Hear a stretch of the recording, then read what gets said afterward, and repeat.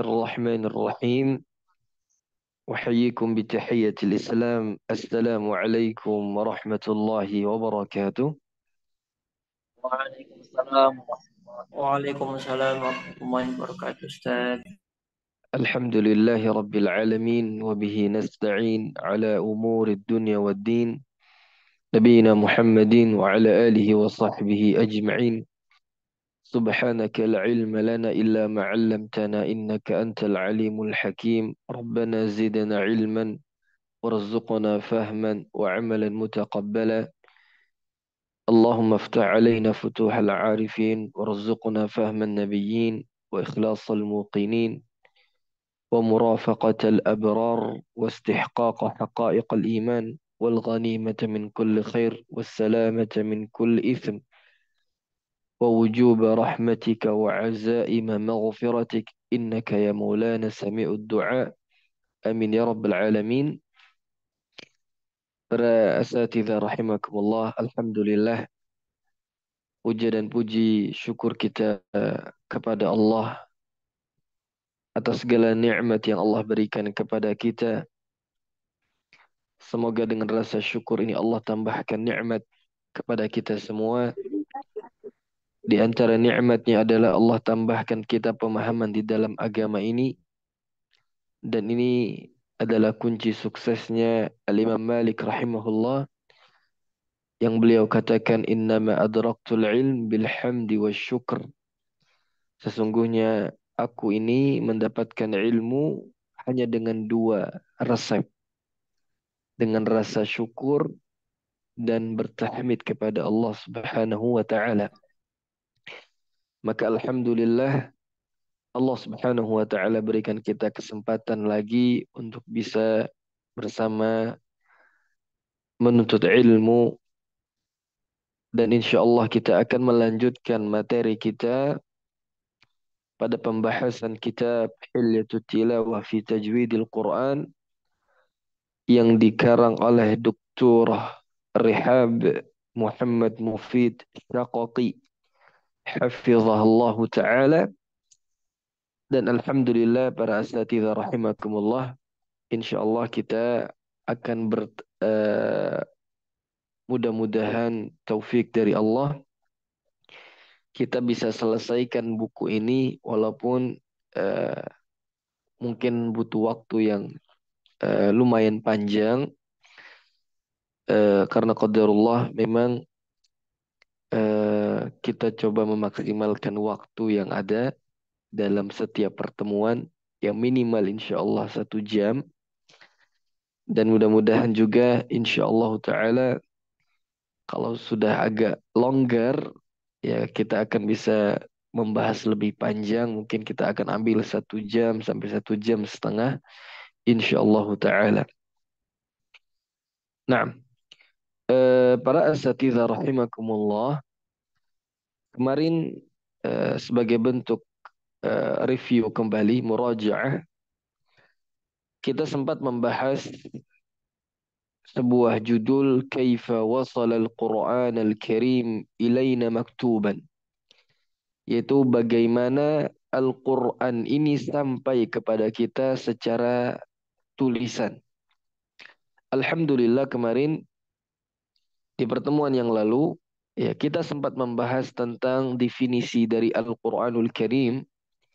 Kita sudah bahas bahwa uh, Syekh Rihab memberikan istilah yang cukup ringan, yang ringkas, yang setiap kita perlu menghafalnya agar kita tahu bahwa Al-Quran itu bukan hanya sebatas kalamullah.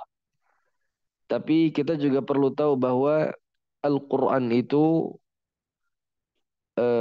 definisinya harus lengkap.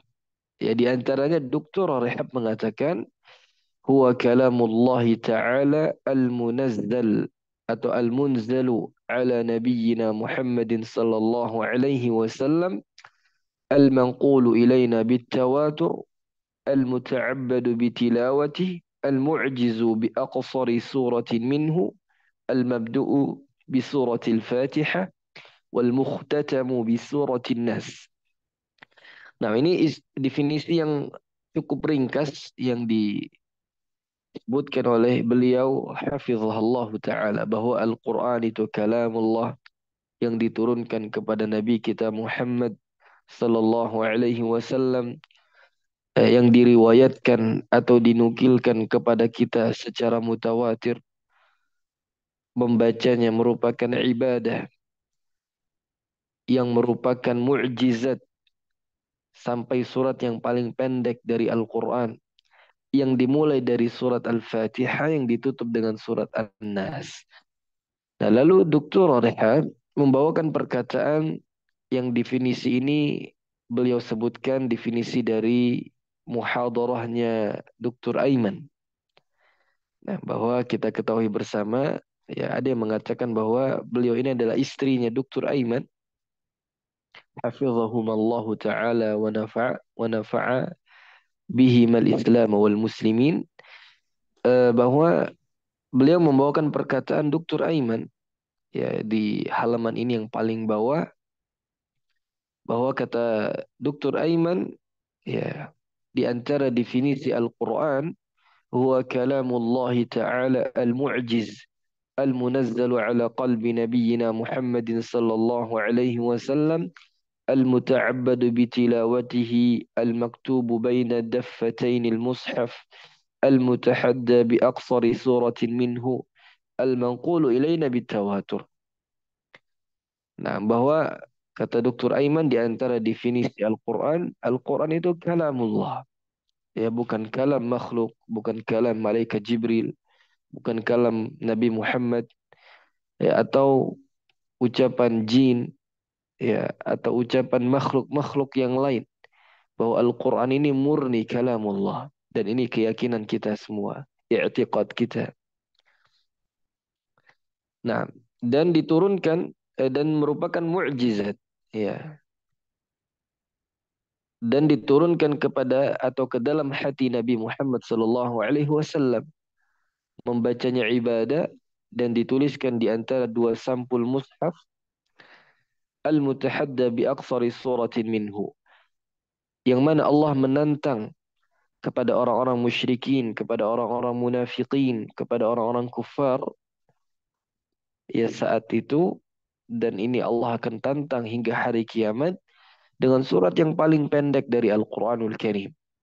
Al-manqulu ilaina bitawatur, yang diriwayatkan atau diwariskan kepada kita secara mutawatir. Nah, Alhamdulillah Asatidzah, ini sudah kita bahas ya secara rinci, tentunya sesuai dengan keterangan dari buku ini. Ya. Lalu Asatidzah rahimakumullah, kita juga kemarin sempat membahas, ya, kalau kita lihat di paragraf sebelum akhir, ya, bagaimana eh, kata Dr. Rehab, bahwa Al-Quran ini ya diturunkan atau diriwayatkan dengan talaqi dan musyafah. Lalu beliau menjelaskan bagaimana turunnya malaikat Jibril bertemu dengan Nabi Shallallahu Alaihi Wasallam. Nah, maka bagaimana malaikat Jibril itu membawa wahyu. Nah, ini sudah kita bahas juga, alhamdulillah, yaitu bagaimana malaikat Jibril ini membawa wahyu. Dan kita sudah sebutkan ya bahwa Nabi itu membawa malaikat Jibril itu yang dijuluki dengan Ruhul Amin, ya, di antara tugas besarnya malaikat Jibril adalah pembawa wahyu, dan membawa wahyu ini dalam bentuk yang bermacam-macam. Di antaranya ya bentuk wahyu turun itu seperti salsalatil jaras. Ya, di antaranya apa? Seperti salsalatil jaras, yaitu seperti suara lonceng. Nah, begitu juga di antara bentuk wahyu itu, yaitu yatamatsalu lil malaku rajulan. Malaikat Jibril menyerupai seorang sosok laki-laki, ya. Lalu menyampaikan wahyu itu. Di antara juga salah satu dari tanda turunnya wahyu, bahwa wahyu itu turun di musim dingin yang sangat kuat ya.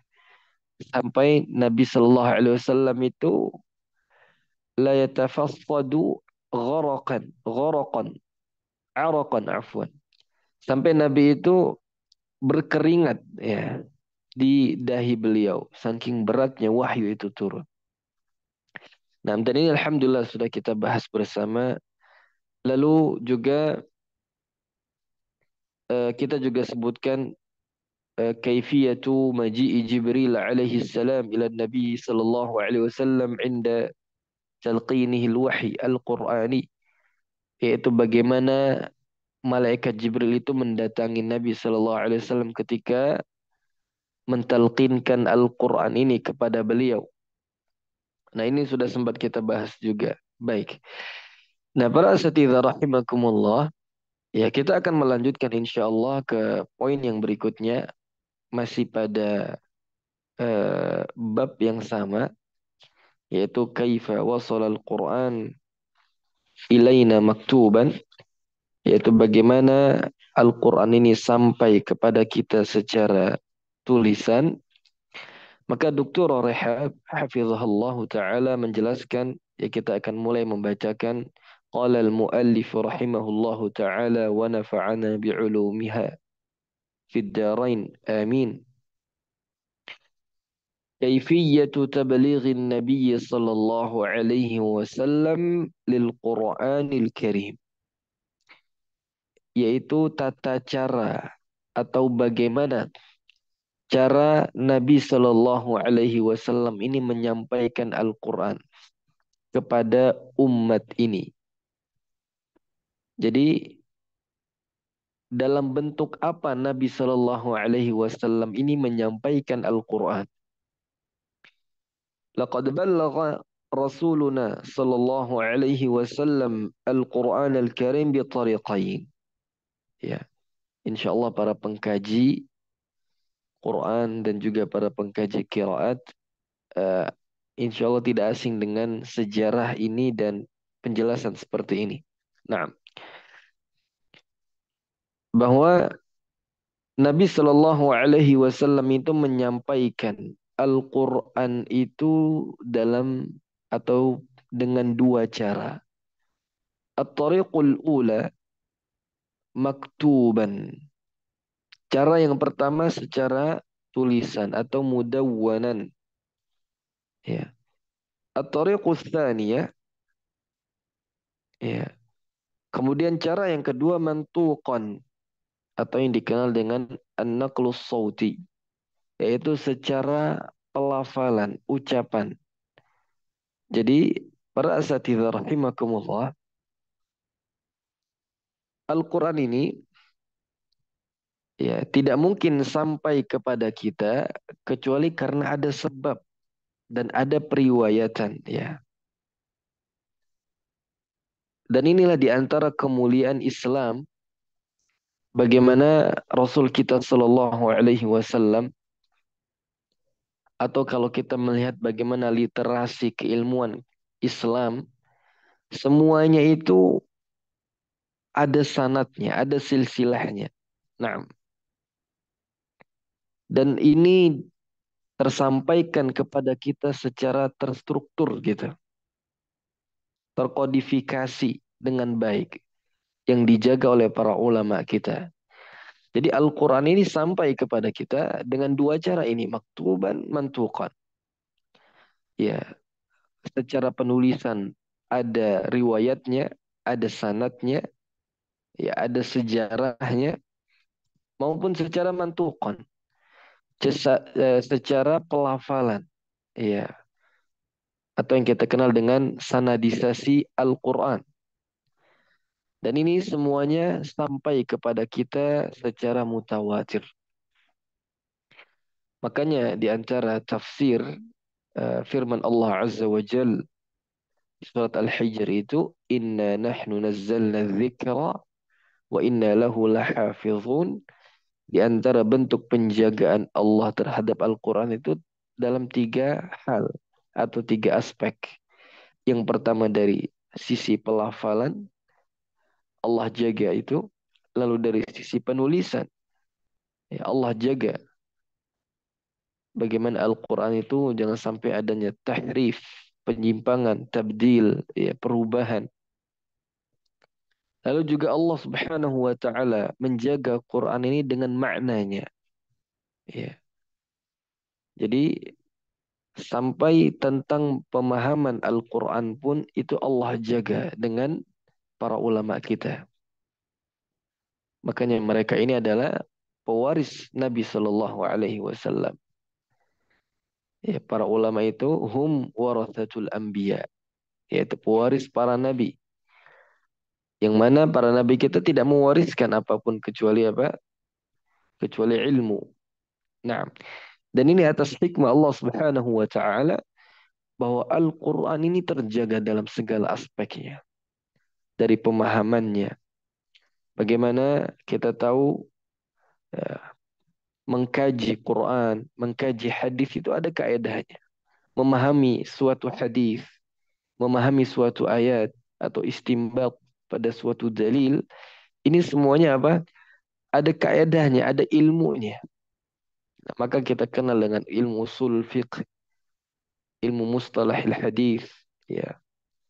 Dan cabang-cabang keilmuan yang lain yang itu perlu kita pahami secara dasar, baik itu ilmu alat, untuk apa? Memahami suatu ayat atau suatu hadis atau suatu dalil. Nah, ini di antara penjagaan Allah Subhanahu wa taala. Nah, maka kata Dr. Rehab beliau melanjutkan wa qad wasalana bit-tariqaini sabiqaini mutawatiran, dan sungguh telah sampai kepada kita Al-Quran ini dengan dua cara ini dan itu mutawatir. Dan kita telah jelaskan bahwa mutawatir dalam Al-Quran sebenarnya hampir mirip dengan mutawatir dalam ilmu hadis. Ya, maksudnya harus diriwayatkan eh, minimal itu sekitar 10 orang misalnya. Nah, cuman memang Al-Quran itu tidak ditentukan jumlahnya sebagaimana hadis yang kalau kita bilang ini hadis mutawatir. Nah, tapi penjelasan dari mutawatir yang disebutkan oleh Dr. Aiman yaitu huwa naqlul mustafid li khabarin min al-akhbar tabaqatan ba'da tabaqah min awal al-isnad ila akhirih bihaythu yuhilu al-aqlu ijtima'a kulli ruwah 'ala al-kadhib. Nah, kata Dr. Aiman di antara makna mutawatir di sini, mutawatir dalam Al-Qur'an yaitu suatu periwayatan ya yang diwariskan satu generasi ke generasi berikutnya. Jadi walaupun tidak disebutkan minimal jumlahnya berapa yang meriwayatkan, tapi secara otomatis Al-Quran ini diriwayatkan oleh banyak di dalam suatu generasi. Apalagi yang meriwayatkan mereka adalah orang-orang yang udul, yaitu para sahabat Nabi Sallallahu Alaihi Wasallam radhiyallahu anhum. Ya, dan mereka itu disebutkan di dalam Al-Quran ya bahwa Allah ridha dan mereka juga ridha kepada Allah Subhanahu wa taala. Jadi mustahil secara akal mereka ini sepakat untuk berdusta atas periwayatan Al-Quran ini mustahil. Apalagi kemarin kita sebutkan penyampaian Quran ini bitalaqi dan musyafahah. Ya, proses yang ketat dan diwariskan dari banyak dalam suatu generasi. Bukan hanya satu dua orang. Kenapa? Karena pasti para sahabat itu belajar Quran. Karena apa? Sumber ilmu ya Al-Quran ini. Maka setiap mereka pasti belajar walaupun nggak semuanya menjadi pakar dan ahli di bidang Quran. Ya karena kita tahu cabang keilmuan Quran ini sangat banyak. Ya. Ada nanti di kalangan para sahabat menjadi ahli tafsir. Ada nanti di kalangan para sahabat menjadi ahli qiraah. Ya. Atau ada nanti di kalangan para sahabat menjadi eh, ahli fiqih. Ya. Dan seterusnya di bidang keilmuan-keilmuan yang memang Di zaman dahulu mungkin tidak ada pemetaan keilmuan seperti ini. Nah, tapi dipastikan para sahabat itu mereka pasti belajar Quran dengan Nabi Shallallahu Alaihi Wasallam. Ya, baik para asatidzah rahimakumullah,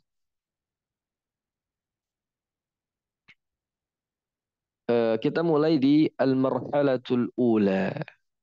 Nah, jadi Dr. Rehab beliau membagi dua fase tentang penulisan Al-Quran ini. Yang pertama beliau sebut dengan fase nubuwah, ya, yaitu fase kenabian atau masa kenabian. Nanti beliau akan sebutkan al-marhalatus tsaniyah, ya. Beliau akan sebutkan masa ba'dan nubuwah. Jadi beliau akan sebutkan dua masa atau dua fase. Fase pertama di zaman Nabi, waktu saat Nabi masih hidup. Kemudian zaman atau fase setelah Nabi wafat. Naam. Lam yakunil Qur'anul azim faqad ayatin tutla au tuqra au wa tuhfadhu fis sudur wa innama kana aidan kitaban mudawwanan bil midad. Bahwasanya Al-Qur'an saat itu di zaman Nabi, ya, bukan hanya sebatas ayat-ayat yang dibaca saja. Jadi bukan hanya ayat-ayat yang sebatas dibaca oleh para sahabat atau dibacakan Nabi atau dihafalkan saja. Ya karena kita tahu sebagian para sahabat itu langsung menghafalkan Quran saat wahyu itu turun. Jadi Quran itu bukan hanya dari sisi pelafalan aja. Begitu maksudnya. Tapi wa inna ma kana aydan kitaban mudawwanan bil midad. Tapi ternyata Quran itu juga apa? Ditulis di zaman Nabi. Nah, di antara tujuan penulisan Al-Quran ini untuk apa? Untuk menjaga keabsahan Al-Quran. Iya. Dan nanti kita akan jelaskan. Iya.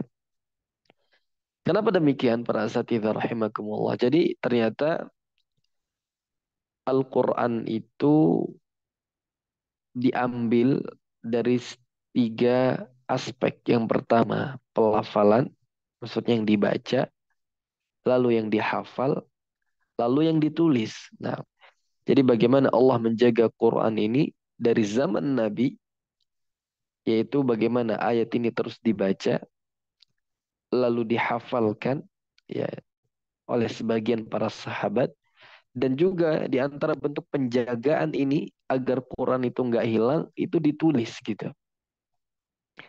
Jadi penulisan Quran ini sudah ada sejak zaman Nabi Sallallahu Alaihi Wasallam. Bedakan nanti saat fase setelah nubuah, terutama di zaman Abu Bakar, ketika ada tragedi besar, yaitu pengumpulan Al-Quran. Bedakan pengumpulan dan penulisan Al-Quran. Ya memang pengumpulan Al-Quran di zaman Nabi belum ada. Tapi penulisan Quran ini sudah ada. Jadi metode penulisan Al-Quran itu sudah ada di zaman Nabi Sallallahu Alaihi Wasallam. Nah, fahatani suratan tatadafarani wa tusahhihu kullun minhum al-ukhra. Maka dengan dua cara ini, ya, yaitu dengan dibacakan lalu dihafalkan atau dituliskan, ya ini tatadafaran, saling melengkapi satu sama lain, saling menyempurnakan. Kita tahu bahwa manusia itu ya makhluk yang sangat lemah, ya, dengan penuh banyak kekurangan. Terkadang mungkin hafal suatu saat dia lupa, ya. Terkadang mungkin apa namanya, hari ini dia ingat atau mungkin khawatir Nabi ketika sudah menyampaikan wahyu lalu tidak segera ditulis, para sahabat lupa dan Nabi keburu wafat gitu. Jadi untuk menjaga itu semua di antara hal yang sangat penting ditulis. Ya. Nah, dan ini di antara faedah para asatidzah rahimakumullah, pentingnya kita itu menulis ilmu. Ya. Qayyidul ilm bil kitabah, kata Imam Syafi'i. Bahwa ikatlah ilmu itu dengan tulisan. Nah, tapi para ulama yang lain menjelaskan seburuk-buruk tempat menyimpan ilmu itu ya di lembaran-lembaran kertas. Nah, di antara ungkapan para ulama kita, istauda'al ilmul qaratis fadayya'ah. Betapa banyak orang itu menyimpan ilmu di lembaran-lembaran lalu dia tinggalkan. Bi'sa bi'sa mustauda'al ilm al-qaratis. Seburuk-buruk tempat menyimpan ilmu itu ya di lembaran. Kenapa demikian? Karena setelah ditulis nggak dimurajaah. Setelah ditulis nggak diapakan? Nggak diulang gitu loh. Nah ini muskilah kita di kalangan para penuntut ilmu. Sangat jarang sekali kita itu menulis ilmu, punya catatan lalu kita kembali ulang kecuali saat ulangan. Nah, padahal mungkin saat kita belajar sekarang kita punya catatan. Yang mungkin catatan itu belum sempurna, masih coret-coret begitu ya. Maka setelah kita belajar, pentingnya kita punya waktu untuk merangkum atau menuliskan kembali dengan sempurna tulisan kita. Lalu apa? Kita pahami. Bukan hanya ditulis lalu kita tinggalkan atau nggak pernah kita buka lagi. Nah, baik. ولهذا كان الرسول صلى الله عليه وسلم كلما جاءه الوحي بالقرآن تلاه عن الحاضرين على الحاضرين. Oleh karenanya, ketika wahyu turun kepada Nabi, maka Nabi langsung membacakan kepada yang hadir saat itu. Ya, walaupun fase ini bertahap para asatidzah. Tentunya ayat yang pertama kali turun, yaitu surat Al-Alaq, 5 ayat yang pertama. Yang pertama kali dibacakan oleh Nabi itu ya kepada Khadijah. Jadi pertama kali ayat atau wahyu yang dibacakan Nabi kepada orang lain itu ya kepada Khadijah, istrinya beliau. Karena yang beriman saat itu masih Khadijah. Ya radhiyallahu anha. Lalu berkembangnya apa namanya eh, waktu demi waktu berlalu, akhirnya satu dua orang dari kalangan sahabat mulai beriman. Abu Bakar, Uthman, lalu apa namanya Ali dan beberapa sahabat-sahabat yang lain. Nah, maka setelah itu barulah Nabi Shallallahu Alaihi Wasallam membacakan kepada sejumlah para sahabat yang hadir saat itu yang sudah berislam kepada Nabi Shallallahu Alaihi Wasallam. Nah, wa amlahu ala katabatil wahyi liyudawwinuhu ala ayyi syai'in kana fi mutanawili aydihim mimma tumkinu al-kitabatu alaih. Maka Nabi Shallallahu Alaihi Wasallam setelah bacakan wa amlahu. Jadi amlah itu bukan mm, menulis, tapi lebih tepatnya didektekan oleh Nabi. Agar apa? Ditulis oleh para sahabat. Nah, dengan media-media apapun yang ada di tangan-tangan mereka. Karena kita tahu dan kita sudah sampaikan di pertemuan sebelumnya, wahyu itu turun mendadak gitu ya. Tiba-tiba. Bukan di saat Nabi itu lagi siap. Ya, kadang Nabi lagi tidur. Terkadang Nabi sedang duduk bersama para sahabat. Terkadang Nabi sedang safar. Ya, terkadang lagi jihad. Wahyu itu turun. Gitu. Spontanitas. Maka para sahabat pun menulis dengan media-media yang memang saat itu membersamai mereka. Nah, jadi yang dimungkinkan media itu bisa dipakai untuk menulis. Nah, wal wahyu hadir dan wahyu saat itu sedang berangsur, maksud sedang turun. Ya. Nah, di sini juga para ikhwa asatidza rahimakumullah, kita perlu tahu bahwa tidak semua para sahabat itu mampu menuliskan Quran. Ya, jadi nggak semua para sahabat itu bisa nulis gitu ya. Karena mayoritas ya, di zaman itu ya, pertama mediasi untuk menulis itu sangat susah sekali. Ya, belum ada kertas atau media yang teknologi seperti kita di zaman sekarang. Lalu yang kedua memang yang bisa nulis itu kalau kita bilang orang-orang yang mungkin pilihan gitu ya, orang-orang yang cerdas, orang-orang yang punya kepintaran. Nah, jadi menulis di zaman itu skill yang cukup baik gitu ya. Beda dengan di zaman kita sekarang. Ya, sejak kecil pun mungkin di TK, SD itu kita sudah diajarkan untuk menulis. Nah, tapi di zaman Nabi hampir mayoritas ya semuanya adalah ummi. Makanya Allah Subhanahu wa taala pernah berfirman di surat Al-Jumu'ah, "Walladzi ba'atsa fil ummiyina rasulan minhum." Dialah Allah Subhanahu wa taala yang mengutus kepada orang kaum yang ummi, ya buta huruf dan buta tulis. Ya, dan Allah mengutus seorang rasul dari kalangan mereka juga. Nah, Allah Subhanahu wa taala berfirman, "Walau taqawwala 'alaina ba'dal aqawil la'akhadna minhu bil yamin, thumma laqata'na minhu al-watin." Nah, para asatidzah rahimakumullah, Dr. Rehab membawakan dalil atau firman Allah Subhanahu wa taala di surat Al-Haqqah ayat 44 sampai ayat 46 untuk membantah ya orang-orang musyrikin saat itu yang menyangkal bahwa Nabi itu beliau ini eh, apa namanya seorang penyair, beliau ini seorang dukun gitu ya. Jadi kayak nebak-nebak aja. Jadi menyampaikan Quran itu atas kehendak beliau tanpa ini dasar dari wahyu. Kita tahu ayat ini kan sebelumnya menjelaskan wa ma huwa biqauli syair qalilan ma tu'minun wala biqauli kahin qalilan ma tadhakkarun. Ya, jadi Nabi itu difitnah atau dituduh seorang yang kahin, seorang yang penyair, syair. Ya, tapi apa kata Allah Subhanahu wa taala? Walau taqawwal alaina ba'dul aqawil.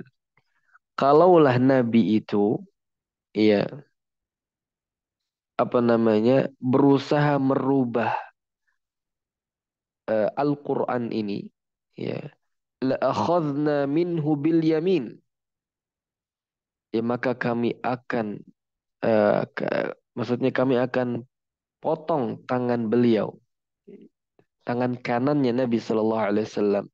Tsumma laqata'na minhul watin. Jadi Allah itu ingin menegaskan kalau sekiranya memang Quran ini adalah hasil buah karya Nabi,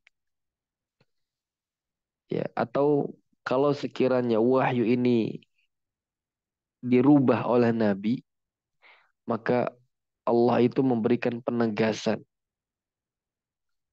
dan dan meyakinkan kepada orang-orang kafir saat itu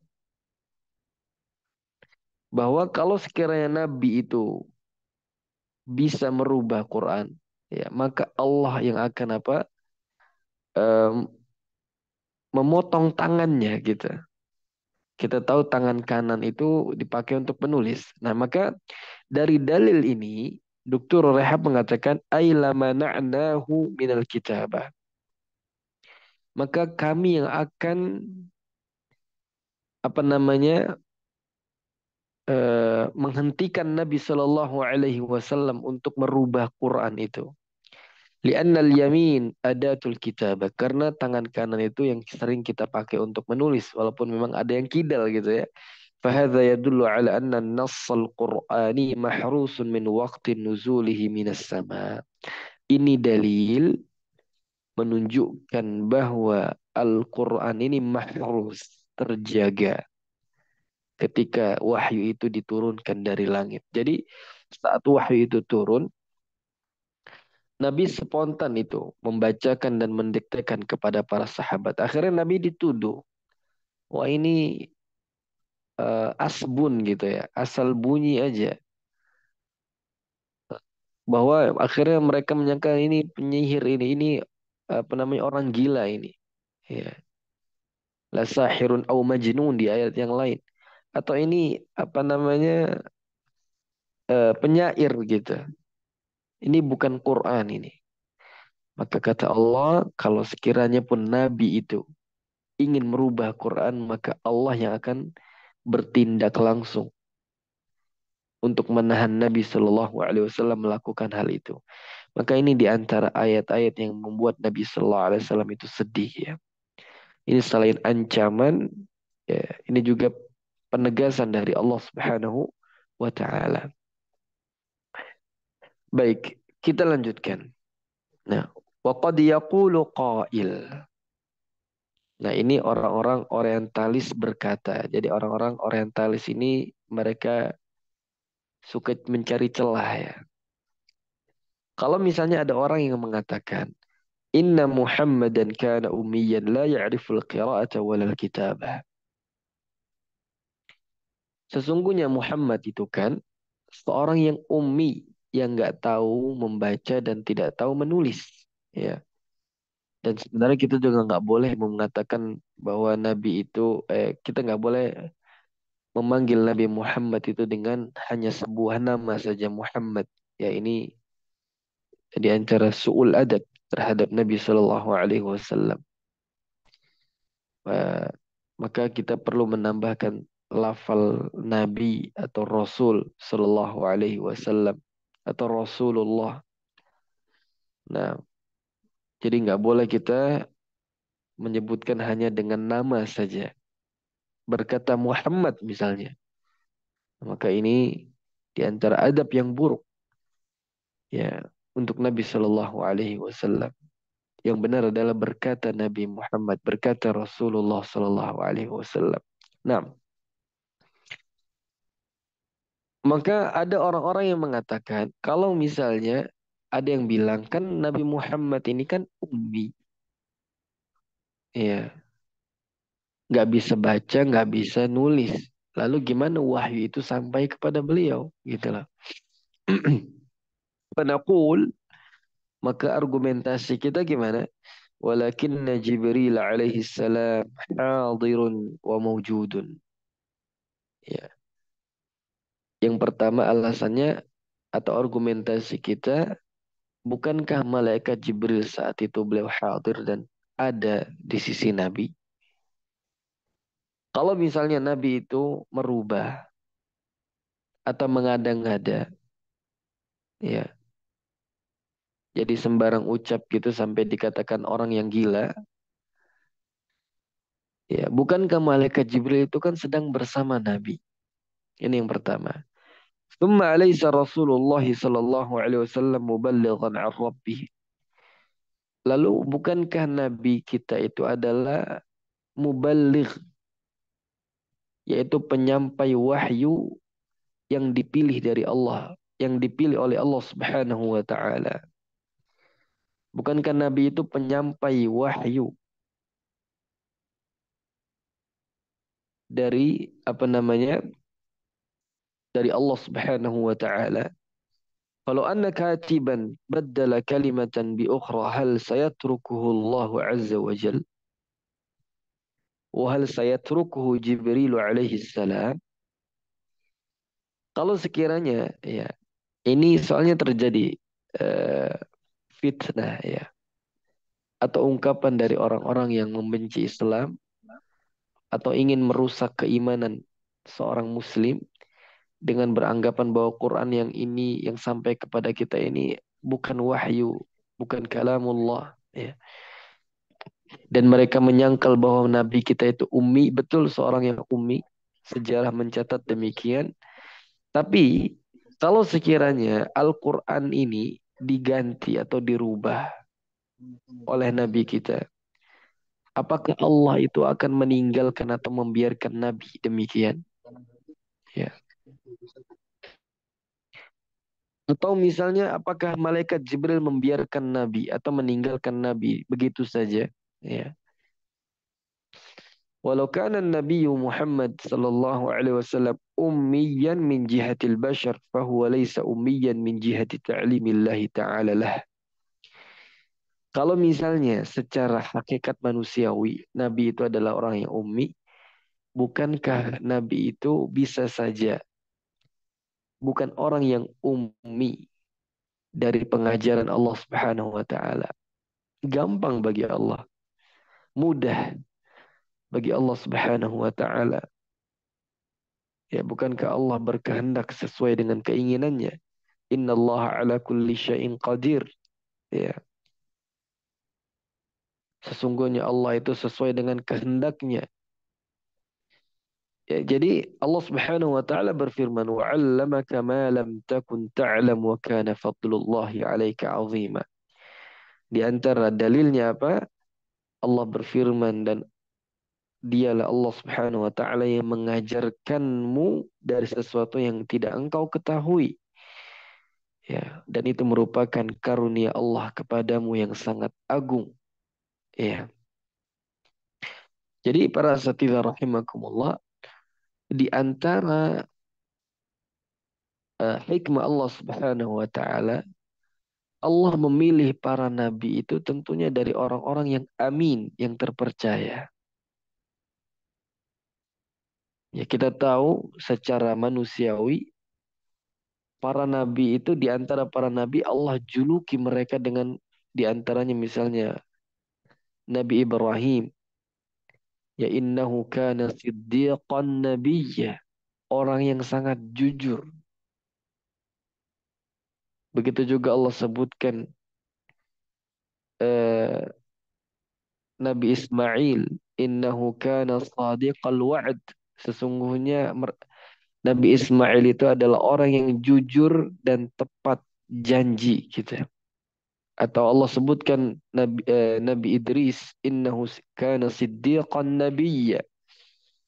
Jadi para nabi itu atas hikmah Allah Subhanahu wa taala Allah pilih mereka karena mereka itu memang orang-orang yang jujur, yang terpercaya. Sampai kalau kita baca sejarah dan sejarah para nabi dan Rasul sallallahu alaihi wasallam, atas hikmah Allah, Allah memilih mereka untuk menjadi nabi dan rasul karena mereka itu ismah. Di antara sifat para nabi dan rasul itu ismah, terjaga dari maksiat. Ya, dari sejak kecil Allah jaga mereka ini. Atau mereka ini terjaga dari keburukan, dari kemaksiatan, dari kesyirikan. Ya, mereka punya ismah. Ya, maka nggak mungkin gitu ya. Nabi sengaja ingin ngerubah Quran itu nggak mungkin. Ya mustahil.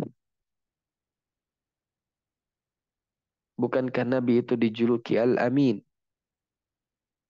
Ya, apa namanya juga dijulukin apa namanya? Sadiq, orang yang sangat jujur ya. Sadiqul Amin.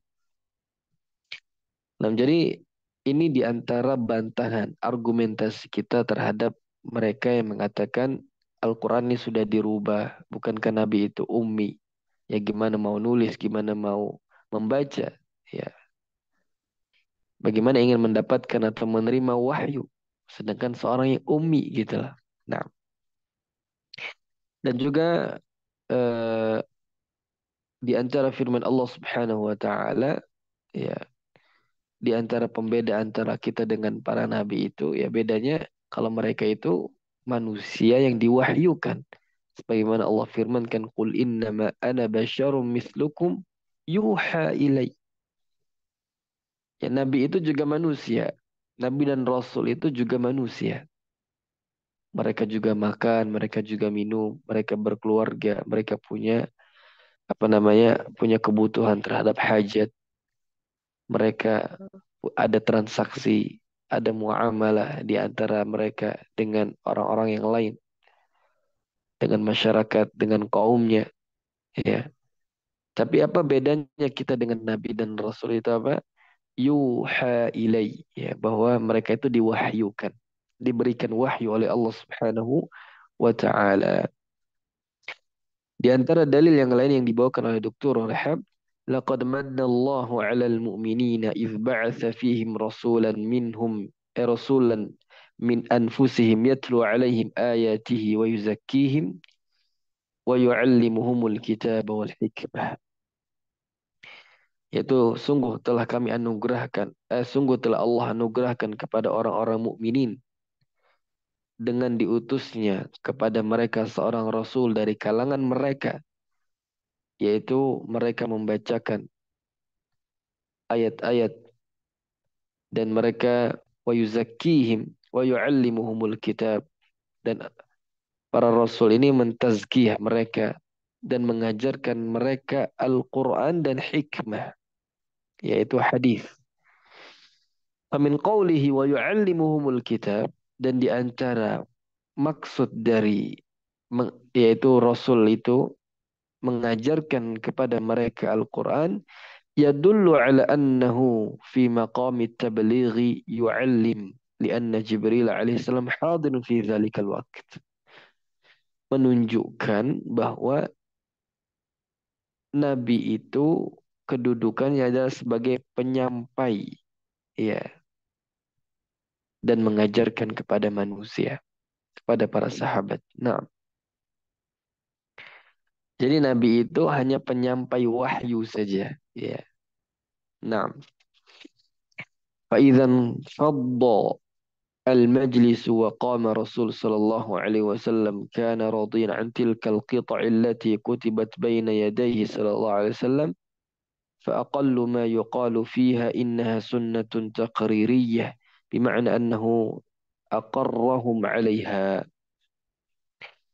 Setelah Dr. Rehab menjelaskan tadi tentang bantahan terhadap orang-orang orientalis, ya, terkait bahwa Nabi itu ummi, tuduhan terhadap Nabi itu kahin, syair, majnun, ya.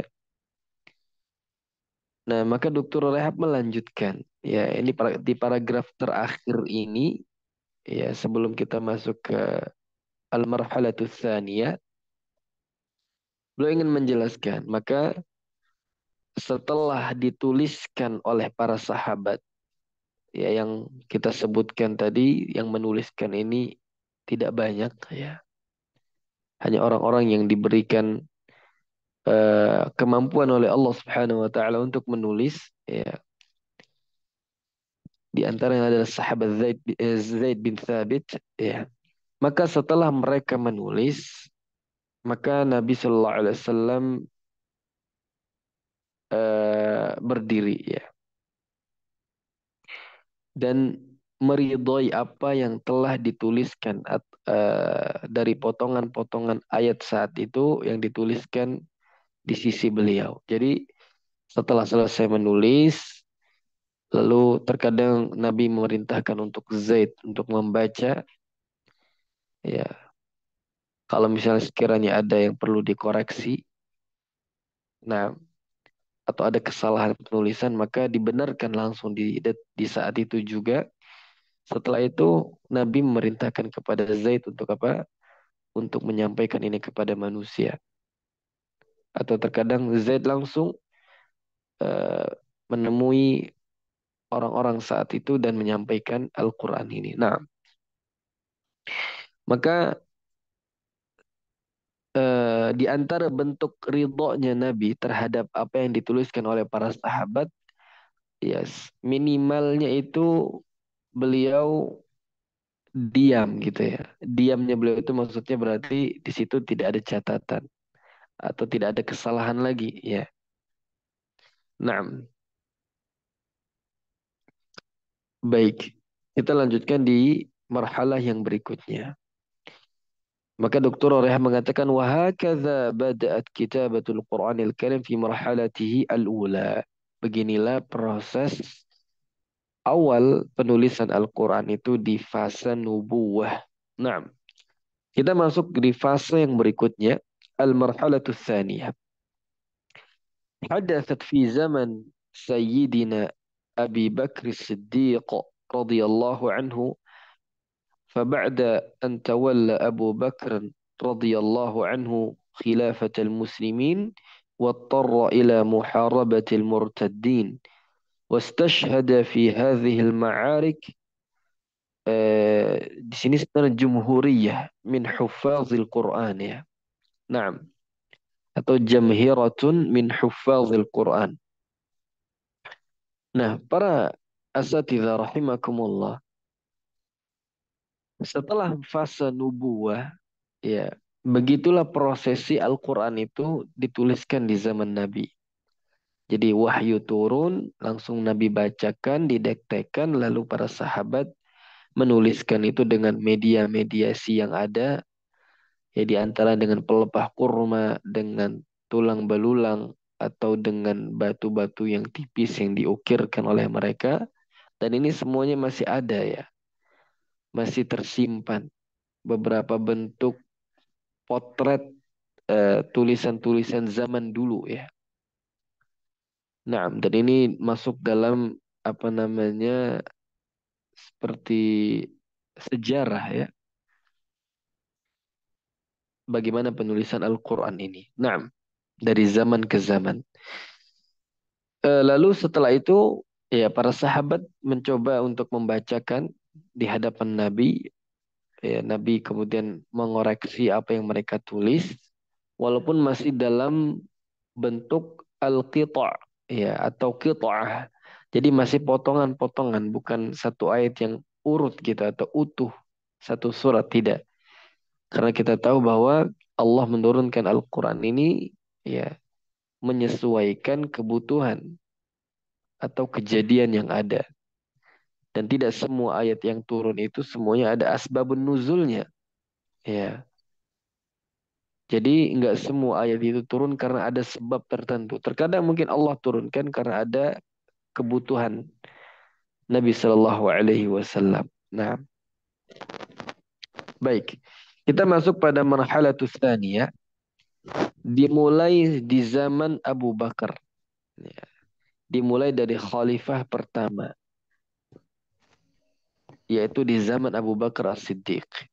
Ketika kekhilafahan itu diserahkan pada beliau radhiyallahu anhu. Ya. Lalu sebelum Nabi wafat, ya di detik-detik terakhir itu memang terjadi pengutusan beberapa pasukan oleh Nabi, di antaranya untuk memerangi orang-orang yang enggan untuk membayar zakat. Setelah Nabi wafat, ya kehebohan terjadi di tengah-tengah kaum muslimin. Sampai akhirnya muncullah Nabi baru yang bernama Musailamah Al-Kadzdzab. Ya, lalu banyak orang-orang murtad dan mengikuti Musailamah ini. Ya, terjadi penyimpangan yang sangat dahsyat. Terjadi keraguan dari keimanan dari hati-hati para sahabat radhiyallahu anhum saat itu. Sampai terjadi kemurtadan di tengah-tengah mereka setelah wafatnya Nabi. Ya, sampai Umar pun nggak percaya bahwa Nabi itu wafat. Sampai Umar percaya setelah Abu Bakar As-Siddiq menyampaikan firman bahwa Nabi itu juga apa? Juga seorang manusia. Ya. Lalu di zaman Abu Bakar ini ya terjadi peperangan terhadap orang-orang musyrikin. Jadi setelah kekhilafahan ini dipegang Abu Bakar, maka di antara hal yang dieksekusi oleh Abu Bakar saat itu, Abu Bakar memerintahkan pasukan yang diperintahkan oleh Nabi untuk melanjutkan tugasnya. Lalu sahabat yang lain diperintahkan Abu Bakar untuk apa? Memerangi orang-orang murtad yang diketuai oleh Musailamah Al-Kadzdzab ini, yang mengaku sebagai Nabi. Nah, setelah fenomena ini, atau terjadi peperangan yang sangat dahsyat, ya wastashhada fi hadzal ma'arik. Jadi akhirnya banyak sekali dari kalangan para sahabat itu gugur di medan perang ini, di peperangan ini. Dan rata-rata dari mereka itu atau kebanyakan dari mereka adalah para penghafal Al-Quran. Asyara alaihi Umar ibn al-Khattab. Maka Umar memberikan usulan atau eh, apa namanya mengajukan pendapat, ya, untuk apa mengumpulkan Al-Quran menjadi satu mushaf. Ya, jadi pengumpulan mushaf pertama kali atau pengumpulan Quran pertama kali itu ada di zaman Abu Bakar As-Siddiq. Fa'abal khalifatu Abu Bakar. Maka Abu Bakar pun enggak mau, ya. Beliau menolak. فما زال به عمر حتى استبان للصديق هذا العمل فأوكل العمل إلى زيد بن ثابت فقام به خير قيام كما دلت عليه الأخبار الصحيحة المترادفة فجمع القرآن الكريم في قراطيس أو ورق ليكون في مكان واحد أي كالكتاب المجلد. Maka Umar terus membujuk, ya, terus menyampaikan pendapat ini sampai Abu Bakar pun merasa yakin dengan itu. Ya, lalu Abu Bakar memerintahkan Zaid untuk menjadi ketua dalam pelaksana apa namanya usulan Umar ini. Ya. Lalu akhirnya dikumpulkanlah Al-Quran di sebuah lembaran-lembaran atau kertas-kertas di satu tempat, ya, disatukan sehingga dia menjadi sebuah kitab yang mujallad. Nah, tapi di sini nanti kita akan sebutkan kisah realnya dari hadis ini. Nah, kalau tadi kan ini seperti penjelasan ringkas, ya. Nah, tapi sekarang kita akan membacakan riwayat hadisnya. Di antaranya yang diriwayatkan Al-Imam Al-Bukhari, ya, bahwa anna Zaid ibn Thabit radhiyallahu anhu qala, bahwa Zaid bin Thabit itu berkata, arsala ilayya Abu Bakar maqtal ahli al-Yamamah, ya, fa idza Umar bin al-Khattab indah. قال أبو بكر رضي الله عنه إن عمر أتاني فقال إن القتل قد استحر يوم اليمامة بقراء القرآن وإني أخشى إن استحر القتل بالقراء بالمواطين فيذهب كثير من القرآن وإني أرى أن تأمر بجمع القرآن. قلت لعمر كيف نفعل شيئا لم يفعله رسول الله صلى الله عليه وسلم. Nah, tadi kita sudah jelaskan, ya, sedikit, ya, bahwa terjadi peperangan yang berkecamuk istaharra yaumal yamamah, di peperangan Yamamah. Ya, dengan apa terjadi peristiwa yang cukup menyedihkan di kalangan ahlul Quran dari para sahabat, ya. Maka Umar ini khawatir dari peperangan yang sangat berkecamuk ini bahwa akan hilangnya para penghafal Al-Quran dari belahan-belahan wilayah atau negeri-negeri kaum muslimin. Yang akhirnya dikhawatirkan penghafal Quran hilang, ya khawatir Quran ini juga hilang. Wa inni ara an ta'mura bi jam'il Quran. Maka aku berpendapat bagaimana kalau kita ini kumpulkan Al-Quran menjadi satu. Ya, maka aku katakan kepada Umar, maksudnya Abu Bakar yang berkata, bagaimana kita melakukan sesuatu yang belum pernah dilakukan oleh Nabi. Ingat, kita tadi sudah sampaikan terjadi perbedaan istilah. Bahwa ingat penulisan Quran itu atau metode penulisan ini sebenarnya sudah ada di zaman Nabi.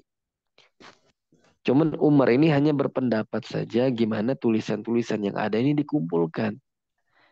Nah, bukan berarti Umar itu berpendapat atau melakukan sebuah bid'ah, hal-hal yang baru diadakan, bukan.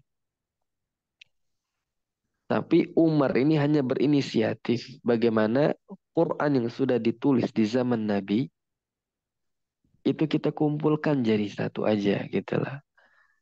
Nah, maka di sini disebut sebagian mengatakan ini adalah maslahat, sebagian yang mengatakan adalah ini bid'ah hasanah ya yang dilakukan oleh Umar. Dan penjelasan ini tentunya panjang, terjadi khilaf juga ya.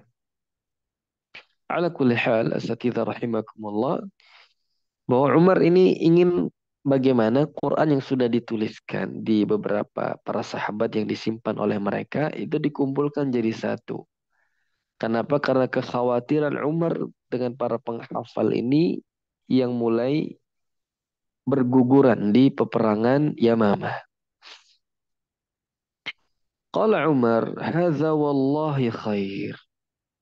Nah, ini ungkapan Umar ini, wallah ini kebaikan kata beliau.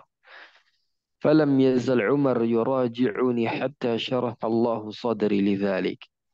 Umar terus mengulang pendapat itu, terus beliau sampaikan usulan ini sampai Allah melapangkan dadaku kata Abu Bakar. Wa ra'aitu fi dzalika allazi ra'a Umar. Ya, maka aku melihat bahwa pendapat Umar ini ya betul ini ada kebaikan. Maka Zaid mengatakan, maksudnya Zaid melanjutkan.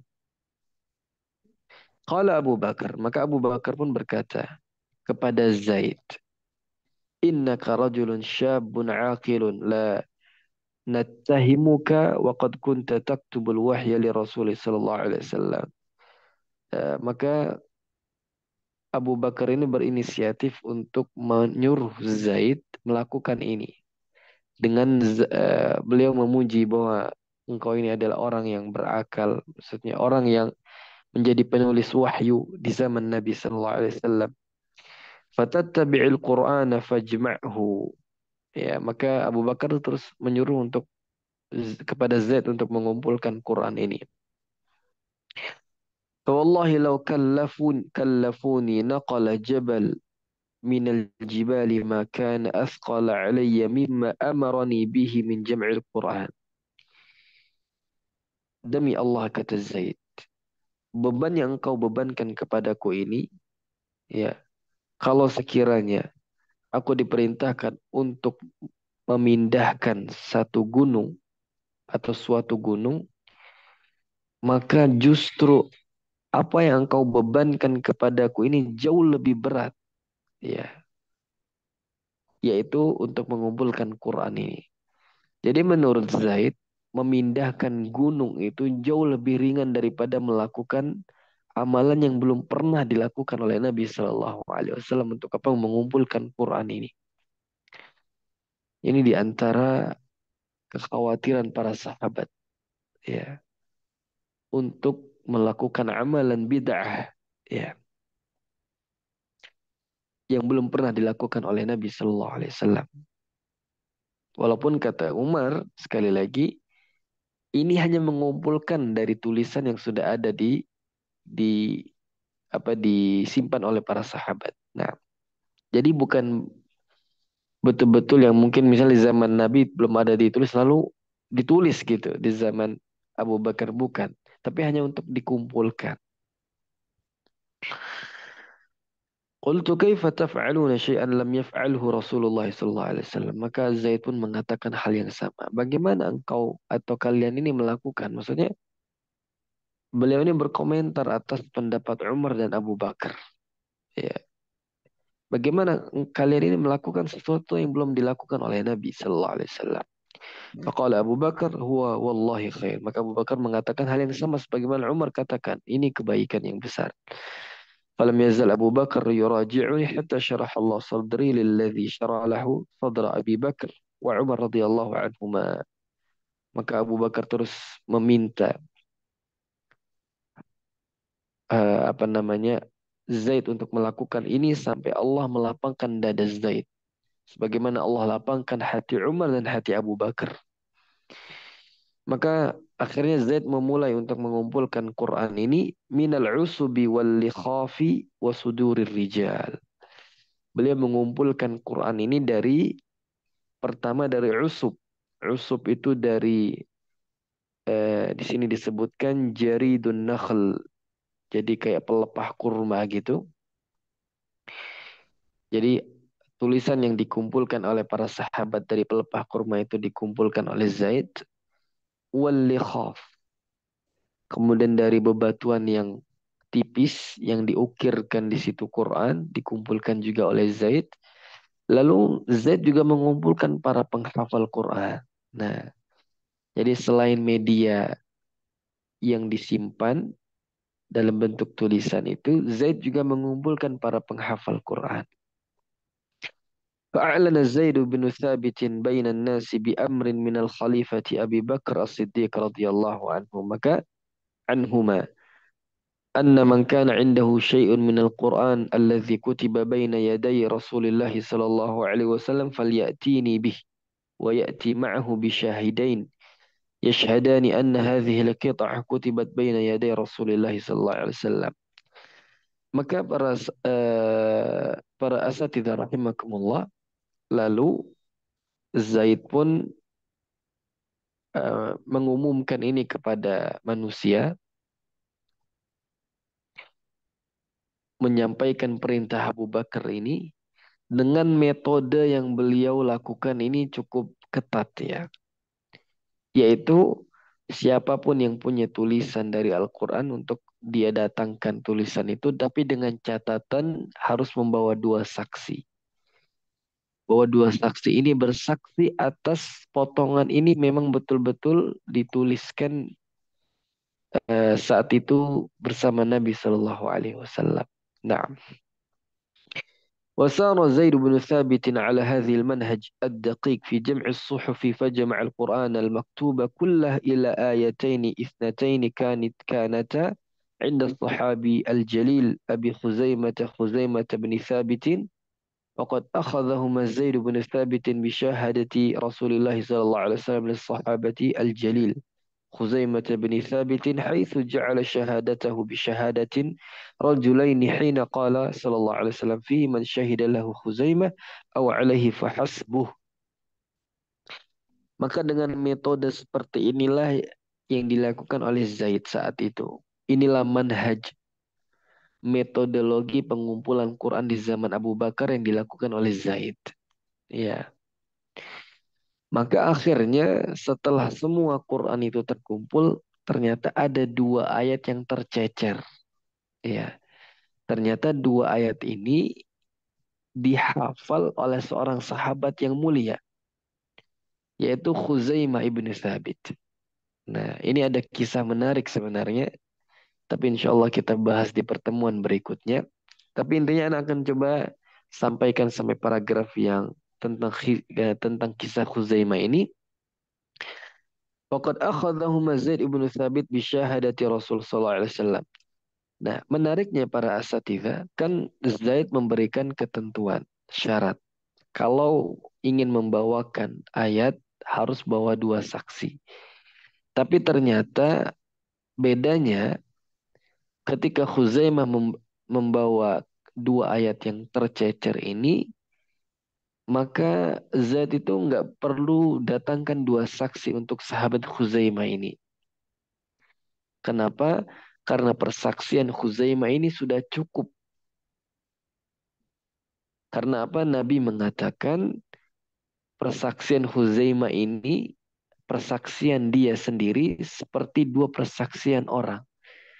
Ya, karena Nabi pernah bersabda, "Man syahida lahu Khuzaimah aw alaihi fahasbu." Ya, persaksian Khuzaimah ini cukup dengan dirinya. Jadi nggak perlu bawa dua saksi lagi, gitulah. Nanti ada kisahnya. Ya, kenapa ungkapan ini disampaikan oleh Nabi untuk Khuzaimah.